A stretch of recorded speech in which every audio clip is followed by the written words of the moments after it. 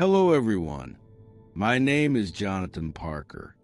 Today, I'm sharing something deeply personal and transformative, a journey beyond a veil of death that reveal profound truths and shatter my understanding of reality. I'm a business consultant from San Antonio, not someone you typically find discussing near-death experiences or spiritual revelations. I've always prided myself on being rational and grounded. However, on a chilly evening in November 2015, everything changed when a sudden heart attack knocked me into an abyss from which I was certain there was no returning. As darkness enveloped me, a sense of peace that I had never known in my life began to wash over me.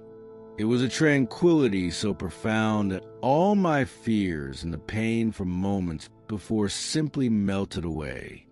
When I regained consciousness, I found myself in a place that was unimaginably beautiful.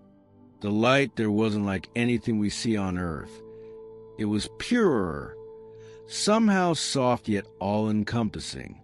The air sparkled like it was filled with tiny diamonds, and there was a gentle melody that seemed to resonate with the very essence of my being. It was a place of divine beauty, and the sense of homecoming was overwhelming.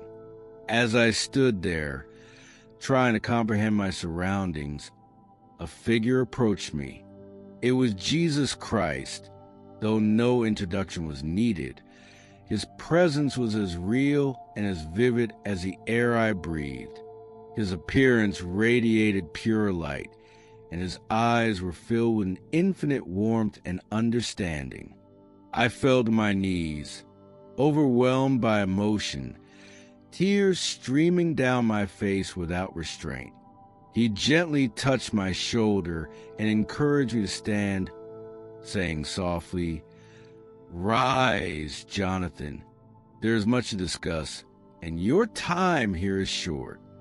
We walked together in this heavenly realm, and he began to speak of truths that have been hidden by layers of deception and worldly noise. "The world you know is veiled in shadows, Jonathan, but I will show you the light of truth," he said. The conversation turned to a topic that stunned me: Princess Diana. "Diana," he continued, her name alone stirring a cascade of memories and media images of her tragic death. But what Jesus said next was beyond shocking. The story you've all been told about Diana is not the complete truth. Her death was not an accident, but a planned event by those who feared her influence and her capacity to inspire change. Jesus explained that Diana had been a beacon of compassion and truth, a light that threatened to illuminate too much of what some preferred kept in darkness. Her humanitarian efforts and her genuine empathy for the suffering were disrupting to the powers shrouded in greed and corruption. According to Jesus, Diana's death was orchestrated by a confluence of interests within the global elite, including some within the British royal family, though not all were aware or involved. He revealed that her death was not just a physical assassination, but part of a spiritual warfare against the light she carried. But then Jesus shared something even more extraordinary. Diana was still alive. She was taken to a place where she could be safe, where she could heal from her ordeals and continue her growth away from the public eye, he disclosed. Diana was living in seclusion, protected by divine forces and those few humans who understood the magnitude of her mission. Her role was not finished with her departure from the public world. Jesus said as we paused beside a river that flowed with light more than water, "Diana is preparing for a time when the world will need her light again, a time when truth and compassion will be needed to heal a deeply divided humanity." This revelation was overwhelming. The implications were enormous, not just in terms of what it meant for the world, but for everyone who had believed the narrative of her tragic demise. Jesus' message was clear. Diana would return at a time of great global upheaval, not as a royal, but as a spiritual guide, a beacon to lead through darkness with her renewed purpose.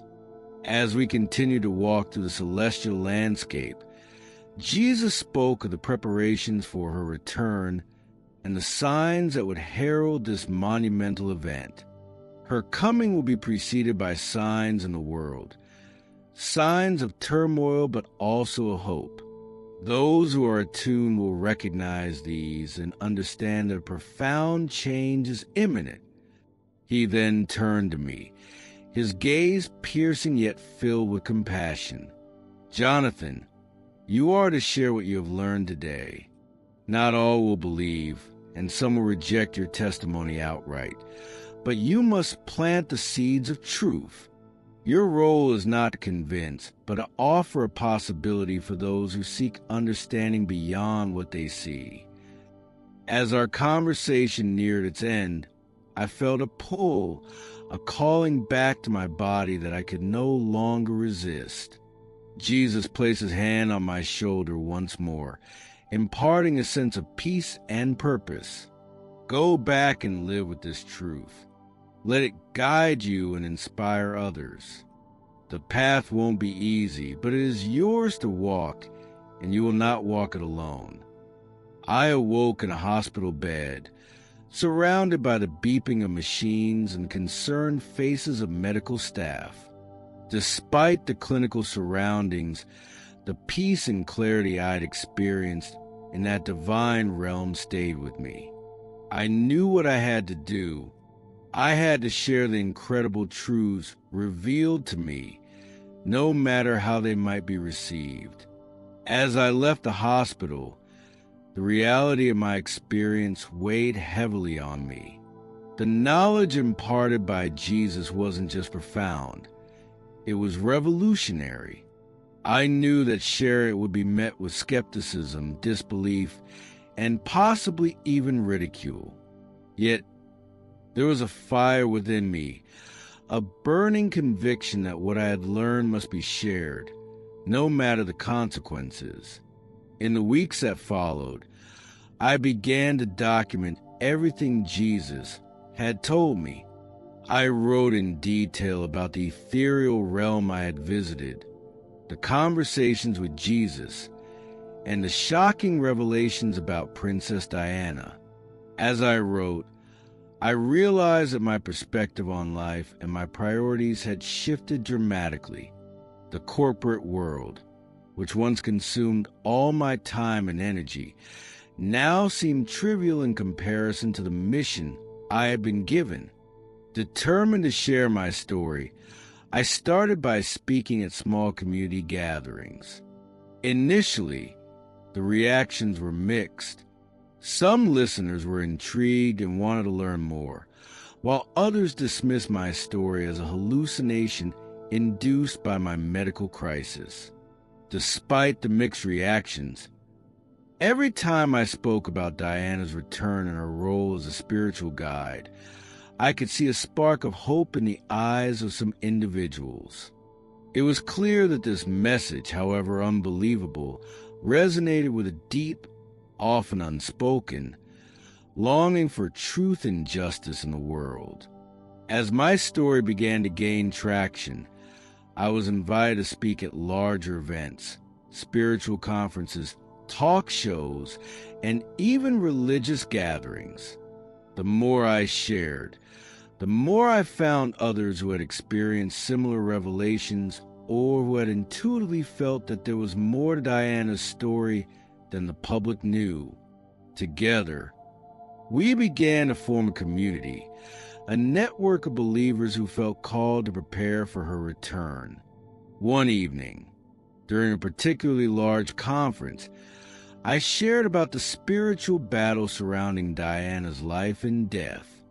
I explained how her return would signify a turning point in a long-standing struggle between light and darkness. After my talk, a woman approached me, her expression a mixture of awe and fear. She confided that she had always felt there was something supernatural about Diana's influence and her untimely death. Hearing my testimony, she felt validated in her suspicions and inspired to join the efforts to spread this message. Months turned into years, and the community grew. We organized events, published articles, and created online forums to discuss the implications of Diana's return. We explored how we could foster unity and compassion in preparation for the societal shifts that her return might precipitate. Through this journey, I also faced significant challenges. There were threats from those who wanted to silence the message and intense scrutiny from the media. Some accused me of exploiting a tragedy for personal gain, while others suggested that I was delusional. Yet, through all these trials, the peace and assurance I had felt in the presence of Jesus sustained me. I knew that my purpose was not to convince everyone, but to plant seeds of truth that would, in time, bear fruit. The vision Jesus had shown me of Diana, living in seclusion, preparing for a role, often came to mind during moments of doubt or fear. I reflected on her courage and her commitment to truth despite the cost. This reflection brought me strength and reaffirmed my resolve to continue this work, regardless of the opposition. As the prophesied time of Diana's return approached, the world seemed to be on the brink of monumental changes. There were signs everywhere, from shifts in global politics to an awakening of spiritual consciousness among people across the globe. The community I helped build was at the forefront of this movement, ready to support the transition that would accompany her return. Finally, as I close this chapter of my testimony, I extend an invitation to all who hear or read these words. Consider the possibilities of what might be coming.